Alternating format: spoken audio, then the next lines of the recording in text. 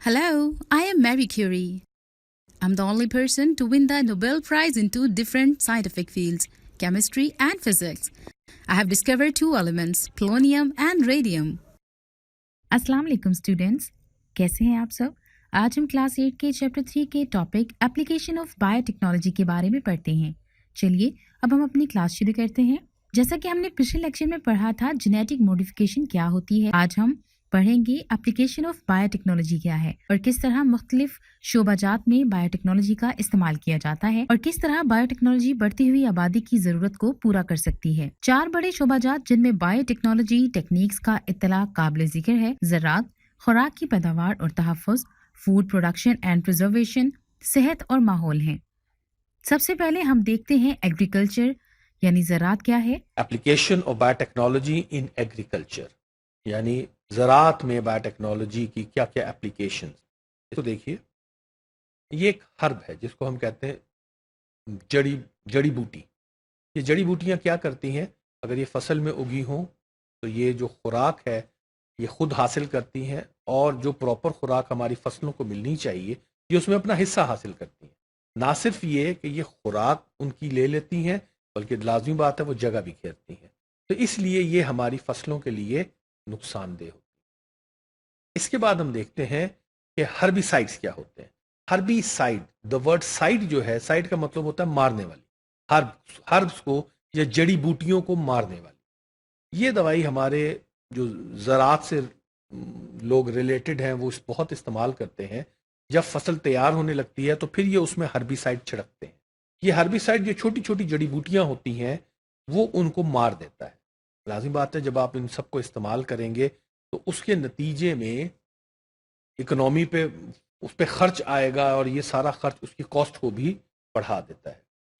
तो जहां आपने अपनी हर्ब्स को प्रिवेंट कर लिया कि बजाय ये कि जड़ी बूटियां उस जगह को घेरें और आपकी प्रोडक्शन रिड्यूस हो, वहीं एक और अटैक भी पौधों पे होता है और वो होता है पेस्ट का, यानी कीड़े मकोड़ों का।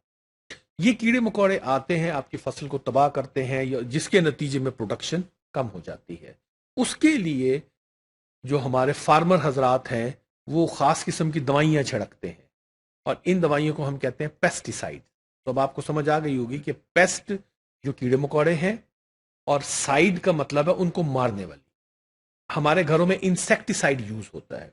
ये इंसेक्टिसाइड क्या है? इंसेक्ट्स को मारने वाला। तो अच्छा, इसमें आप देखें कि फसलों के ऊपर दवा छिड़की जा रही है, ये हर्बिसाइड्स हैं। ये हर्बिसाइड छिड़कने का मकसद क्या है? इनका मकसद सिर्फ एक ही है, ताकि हर्ब्स को प्रिवेंट किया जाए। इस तरह में देखें, एक इंसेक्ट है जो पत्ते को खा रहा है, तो जब ये पेस्ट, ये इंसेक्ट्स हमारी फसलों पे अटैक करेंगे तो उसके नतीजे में हमारी फसलों की प्रोडक्शन रिड्यूस हो जाएगी। अच्छा, जो सब ने आपने देखी हैं, इसमें लाजिम बात है कि हमारी इन्वायरमेंट को भी नुकसान पहुंच रहा है और इस पे एक्सपेंसेस भी बहुत ज़्यादा आ रहे हैं। उसके लिए हमारे बायोटेक्नोलॉजिस्ट क्या कर रहे हैं? उन्होंने क्या किया? उन्होंने पेस्ट रेजिस्टेंट जीन इंसर्ट कर दी पौधे के अंदर कि इस प्लांट में से इसका सेल लिया, उस सेल में वो जीन डाल दी जिसको कि वो कीड़े मकोड़े नहीं खाते। का नतीजा क्या हुआ? अब एक ऐसा पौधा आपके सामने खड़ा है कि उस पर वो कीड़े अटैक कर रहे हैं लेकिन उसको खा नहीं पा रहे। इसको हम कहते हैं पेस्ट रेजिस्टेंस। रिजल्ट क्या होगा कि आपके वो जो पौधा ग्रो करेगा, आपको उस पर पेस्टिसाइड स्प्रे करने की जरूरत नहीं पेश आएगी। एक कुछ कीड़े मकोड़े ऐसे होते हैं कि उनके लिए जब आप पेस्ट स्प्रे करते हैं तो वो पेस्ट आपकी फसलों को भी नुकसान पहुंचाता है। ठीक है, उसका असर उस फसल के ऊपर भी होता है, उसकी प्रोडक्शन पे भी हो सकता है। साइंटिस्ट ने यह स्टडी किया कि कुछ पौधे ऐसे हैं जिन पे जब वो स्प्रे किया जाए तो उसके नतीजे में उन पौधों पे उसका असर नहीं होता। वो जीन वहां से निकाल के आपकी उस पौधे में दूसरे पौधे में डाल दी जाती है जिसपे आप वो पेस्टिसाइड स्प्रे करते हैं। अब उसका रिजल्ट क्या होता है? रिजल्ट ये होता है कि जब वो स्प्रे भी अगर किया जा रहा है तो पौधे को नुकसान नहीं पहुंच रहा। यही हम देखते हैं हर्बिसाइड के साथ। हर्बिसाइड रेजिस्टेंस, जैसा कि आप इस में देख रहे हैं, एक एनिमेटेड तस्वीर है कि इंसेक्ट जो है वो पौधे को बड़े मजे से लेके खा रहा है, लेकिन जब उसमें बैक्टीरिया, एक बैक्टीरिया है बैसिलस थ्रियोजेंसिस, یہ ایک ایسی جین پروڈیوس، اس میں ایک ایسی جین موجود ہوتی ہے جو اگر اس پودے میں انسرٹ کر دی جائے، کارن کے پودے میں، تو پھر وہ انسیکٹ اس کو انفیکٹ نہیں کر سکتا. ٹھیک میں آپ دیکھیں کہ کس طرح سے یہ ہرے بھرے لہلہاتے کھیت ہیں، اور کس طرح سے جو اس میں آپ کو دکھایا جا رہا ہے کینولا، تو کینولا کی پروڈکشن کس طرح سے اس میں اتنی زیادہ انکریز کی گئی ہے کہ اس میں ہربیسائڈس کو بھی کنٹرول کیا گیا ہے اور پیسٹی سائڈس کو بھی کنٹرول کیا گیا ہے. تو ریزلٹ ہم دیکھ سکتے ہیں کہ اگر یہ دو چیزیں کنٹرول کر لی جائیں تو اس کے نتیجے میں پروڈکشن کتنی بڑھ سکتی ہے. یہ دیکھیے جینیٹیکلی ماڈیفائڈ جو وائرس فری پوٹیٹوز ہیں، ان پوٹیٹوز کا سائز بھی بڑا ہے. یہ رائس دیکھیے آپ، ان کی پروڈکشن بھی کئی گنا بڑھ جاتی ہے. یہ پیسٹیسائڈ ہربیسائڈ ریزسٹنس ان میں ڈال دی جائے تو اس کے نتیجے میں اس میں کتنی زیادہ ماڈیفیکیشن ہو جاتی ہے. تو جتنی آپ نے دیکھی ہیں یہ سب کے سب ماڈیفائڈ، جینیٹیکلی ماڈیفائڈ پلانٹس ہیں. یہ دیکھیے ویٹ، اگر آپ اوریجنل جو پرانے ویٹ کو دیکھیں تو اس کا دانہ اتنا بڑا نہیں ہے، لیکن اب جو ویٹ پروڈیوس ہو رہا ہے اس کا سائز کافی بڑا ہے. اس کے جو بیج کا سائز ہے ویٹ کے وہ کافی بڑا ہے. And that's all for today. السلام علیکم. اب ہم دیکھتے ہیں خوراک کی پیداوار اور تحفظ، food production and preservation. Preservation میں اس کے کیا کیا application.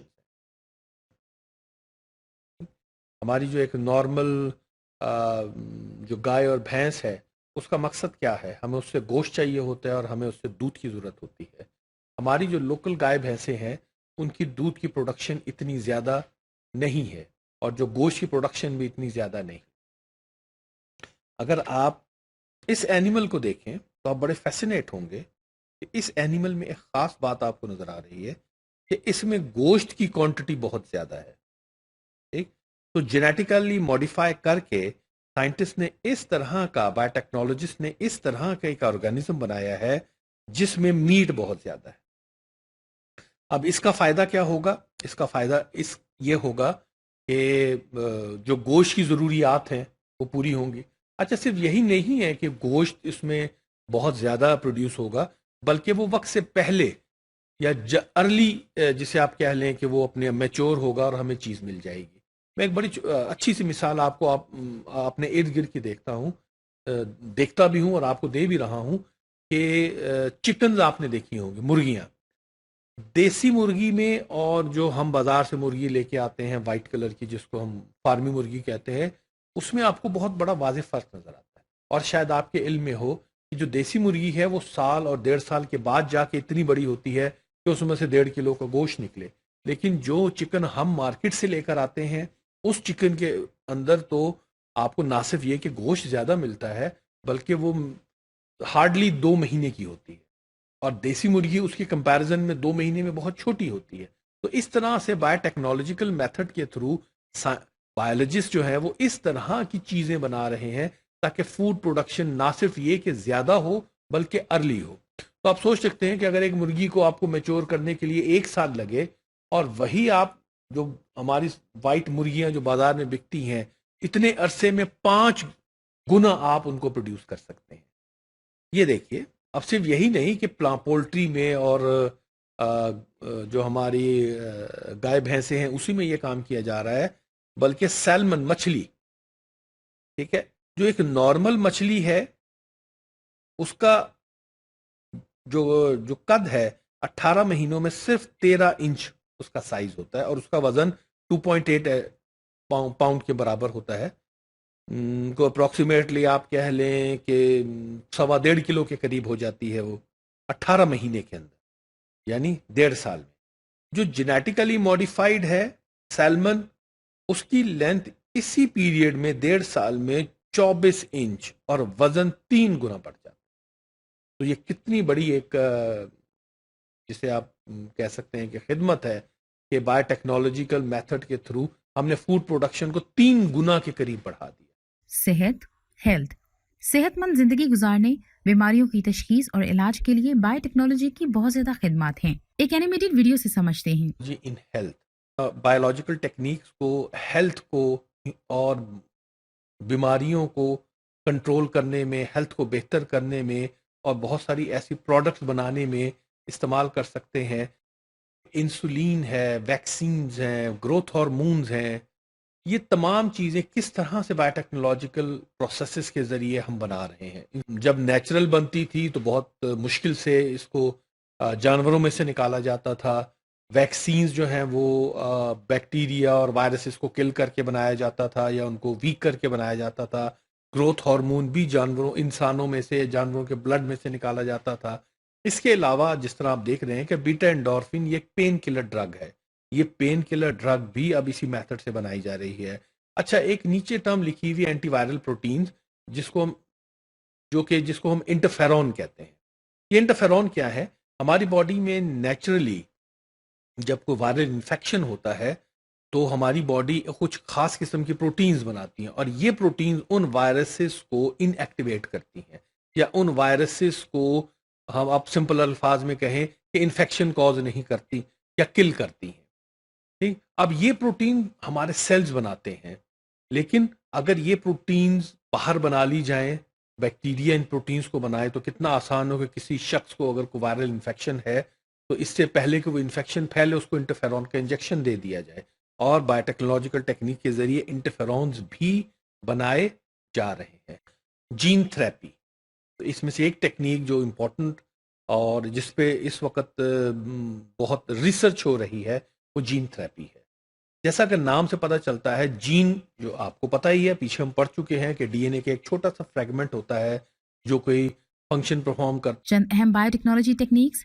Important bio technology techniques: gene therapy, genetic testing, cloning. ماحول، انوائرمنٹ، ماحولیاتی مسائل مثلاً ماحولیاتی آلودگی، لینڈ ڈیگریڈیشن اور سیویج واٹر وغیرہ جیسے مسائل کے حل کے لیے بھی بایو ٹیکنالوجی کا استعمال ہوتا ہے. چلیے ویڈیو سے سمجھتے ہیں. جو ہماری لیکس ہیں، جو ہمارے دریا ہیں، جو ہمارے سمندر ہیں، یہ انسان کی ایکٹیویٹیز کی وجہ سے اس کو نقصان پہنچ رہا ہے. ٹھیک، یعنی جس کو ہم ایک کامن نام دیتے ہیں پولوشن کا. اگر تھوڑا سا میں آپ کو یہاں پہ بریف کروں کہ پولوشن کیا ہوتی ہے، ہر وہ چیز جو آپ کی انوائرمنٹ کو نقصان پہنچائے اس کو پولوشن کہتے ہیں. چاہے وہ دھواں ہو، چاہے وہ کیمیکلز ہوں، چاہے وہ کوئی گیسز ہوں، کوئی بھی ایسی چیز جو آپ کی انوائرمنٹ کو، آپ کے پانی کو، آپ کی سوئل کو، آپ کے سمندر کو، آپ کے دریاؤں کو نقصان پہنچا رہا ہے، اس کو ہم پولوشن کہتے ہیں. اور جب یہ چھوٹے موٹے پیمانے پہ تو ہر جگہ ہوتا ہے، لکڑیاں بھی جل رہی ہیں، دھواں بھی پیدا ہو رہا ہے، گھر میں کیمیکلز بھی یوز ہوتے ہیں، وہ بھی گٹر میں، نالے میں جا رہے ہیں. لیکن جب یہی سب اکٹھا ہو کے بڑے پیمانے پہ جاتا ہے، خاص طور پہ انڈسٹری سے جو بہت زیادہ دھواں نکلتا ہے، جب وہ پوری فضا میں پھیلتا ہے، اس کا بہت زیادہ نقصان ہوتا ہے. اس طرح سے آپ امیجن کر سکتے ہیں کہ لاکھوں کی تعداد میں ہمارے ملک میں گاڑیاں، بسز چلتی ہیں، ان سب سے دھواں بھی نکلتا ہے، ان کے پیچھے سے کاربن ڈائی آکسائڈ نکلتی ہے. اگر پوری دنیا میں دیکھا جائے کہ جو کاربن ڈائی آکسائڈ ہے یہ سب نکل کے ہماری فضا میں جا رہی ہے، تو جب یہ سب کچھ ہماری فضا میں جائے گا تو اس کا رزلٹ کیا ہوگا کہ ہماری فضا جو ہے وہ سانس لینے کے قابل نہیں رہے گی. اگر اس طرح کا دھواں ہماری فضاؤں میں پھیل رہا ہے تو آپ دیکھ سکتے ہیں کہ کس طرح سے ہماری فضا اس میں ایفیکٹ ہوگی. اور نہ صرف یہ کہ اس میں انسانوں کے لیے رہنا مشکل ہو جائے گا، اس میں جانوروں کے لیے بھی رہنا مشکل ہو جائے گا، اس میں پودوں کا، درختوں کا اگنا بھی جو ہے وہ مشکل ہو جائے گا. یہ دیکھیے واٹر پولوشن، اس طرح کے آپ کو پکچرز کو، منظر آپ کو اپنے دیہات سائڈ پہ جہاں چھپڑ ہوتے ہیں وہاں پہ بہت ملیں گے کہ جو ہمارا کچرا ہے وہ سارا کچرا اس چھپروں میں ڈال دیا جاتا ہے. اور جتنا بھی گاؤں کا یا شہر کا کوئی گندا پانی ہے وہ بڑے بڑے جوہڑوں میں اکٹھا ہو جاتا ہے. اور یہ نہ صرف یہ کہ وہاں کی زمین کو خراب کرتا ہے، بلکہ اگر یہی سب کچھ دریاؤں میں چلا جائے تو ہمارے دریا کے پانی بھی استعمال کے قابل نہیں رہتے. اور اس کی وجہ کیا ہے کہ اس پانی کے اندر کیمیکلز موجود ہیں، اس میں سالڈ جو ویسٹ ہے وہ موجود ہے، اور خاص طور پہ جو پلاسٹک اس کے اندر موجود ہے. جب اگر اس پلاسٹک کو آپ جلائیں گے تو یہ پلاسٹک جو ہے وہ بہت زیادہ پولوشن کوز کرے گا. آئل اسپلیج کا بھی اسی طرح ہے کہ جب بحری جہاز سمندر میں سے گزرتے ہیں تو کبھی کبھی ایکسیڈنٹ ہو جاتا ہے اور ان میں جو بھرا ہوا تیل جو کہ لاکھوں بیرل کی تعداد میں ہوتا ہے وہ اس میں سے بہنا شروع ہو جاتا ہے. تو جب وہ سمندر کی سطح پہ پھیلنا شروع ہوتا ہے تو سمندر کے نیچے رہنے والی جو مخلوق ہے وہ اس سے بہت زیادہ افیکٹ ہوتی ہے. تو یہ سب بھی جو ہے وہ ہماری، اور یہ ایک پکچر آپ دیکھیں کس طرح سے ایک پرندہ جو ہے، ایک سیگل جو ہے وہ اس آئل سے افیکٹ ہوئی ہے. اب ان سب کا حل بایو ٹیکنالوجی کیا کر رہی ہے؟ ان سب کا حل بایو ٹیکنالوجی کے پاس یہ ہے کہ وہ کوشش کرتے ہیں کہ جو واٹر پولوشن ہے اور جو ایئر پولوشن ہے ان کو کس طریقے سے مختلف آرگینزم، مختلف پلانٹس، مختلف بیکٹیریا کے ذریعے کنٹرول کیا جائے. سائنٹسٹ کوشش کر رہے ہیں کہ اس طرح کے کچھ ہارم لیس بیکٹیریا بنائیں جو اس طرح کے آئل سپلیج کے اوپر اگر پھینک دیے جائیں تو وہ اس پورے آئل کو جو ہے وہ ڈیگریڈ کر دیں اور اس آئل کو ختم کر دیا جائے وہاں سے. اسی طرح سے جو ہمارے واٹر پولوشن ہے جس میں گٹر کا اور کیمیکلز آ رہے ہیں، اس طرح کے بیکٹیریا ہوں کہ جو ان کیمیکلز کو بھی نیوٹرلائز کریں، ان کیمیکلز کو بھی ایک ہارملیس سبسٹنسز کے اندر تبدیل کر دیں اور پھر وہ پانی دریاؤں کے اندر یا سمندر میں چلا جائے اور وہ پھر ہمارے لیے نقصان دہ نہ ہو. کہتے ہیں کہ زیادہ سے زیادہ جب آپ نیچر کے قریب رہیں گے تو وہ آپ کو بہت بینیفٹ پہنچائے گا. تو بجائے اس کے کہ کیمیکل کھاد استعمال کی جائے، جو ہم یوریا اور اس طرح کی جو کھادیں ڈالتے ہیں اور بہت زیادہ ڈالتے ہیں جو کہ اگر ضرورت سے زیادہ ڈل جائے تو وہ پھر ہماری سوئل کے لیے نقصان دہ ہوتا ہے، تو کیوں نہ بایو فرٹیلائزرز استعمال کی جائیں. بایو فرٹیلائزر جو نیچرل فرٹیلائزرز ہیں ان کو استعمال کیا جائے.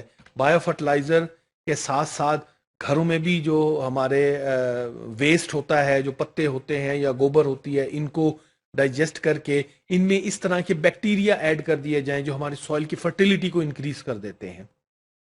تو اس طریقے سے ہم ان ہارمفل کیمیکل سے بچ سکتے ہیں، اس فرٹیلائزر سے بچ سکتے ہیں کہ جو پھر واش ہو کے ہمارے جب دریاؤں میں اور سمندروں میں، دریاؤں میں جاتی ہے خاص طور پہ، تو وہاں جا کے وہ ہمارے لیے پرابلم کریٹ کرتی ہے.